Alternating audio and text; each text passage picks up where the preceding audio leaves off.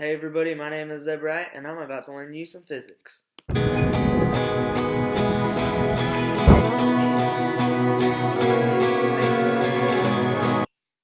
Rotational inertia is something that we all use every day, but in various degrees.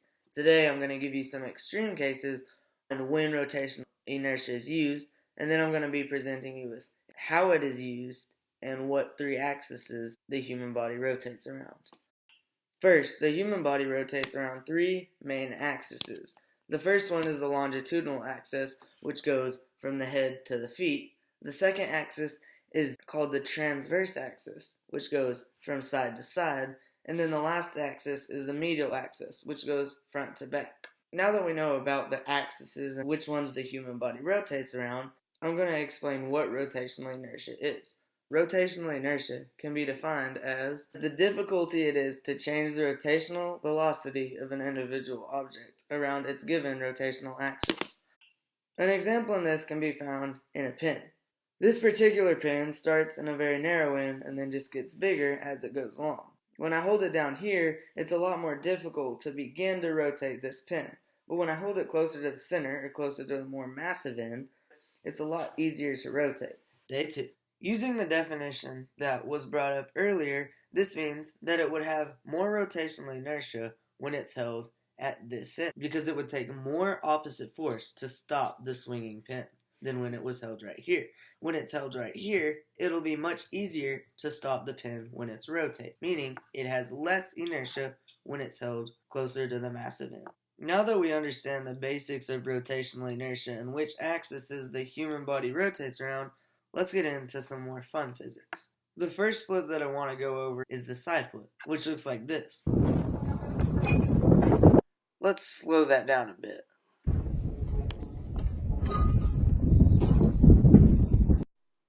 Now the first thing to know about this flip is that it rotates around your medial axis, which is the axis that goes from your front to your back. Now, when I'm talking about flips, I like to imagine an axis as a rod that goes through the body. The next thing you should notice about this flip is that at the beginning of it, my body is all the way outstretched. This means that my rotational inertia is really high. The next step of the flip is the tuck. This is about halfway through the flip, right after you leave the ground. In the tuck position, my knees come to my chest, and my chest goes as close to my knees as possible. This decreases my rotational inertia. So why would I want to decrease my rotational inertia in a flip? Well, this is the reason. When you decrease your rotational inertia, it increases the rate of spin, or the rate that you can get up to speed. You'll notice that my tuck isn't very tight. You notice I barely bring my knees up to my chest. And the reason is because I don't need to rotate that fast.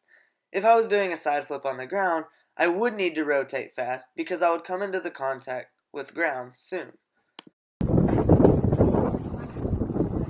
There you have an explanation of rotational inertia in a side flip. Now let's go on to a more common flip, the backflip.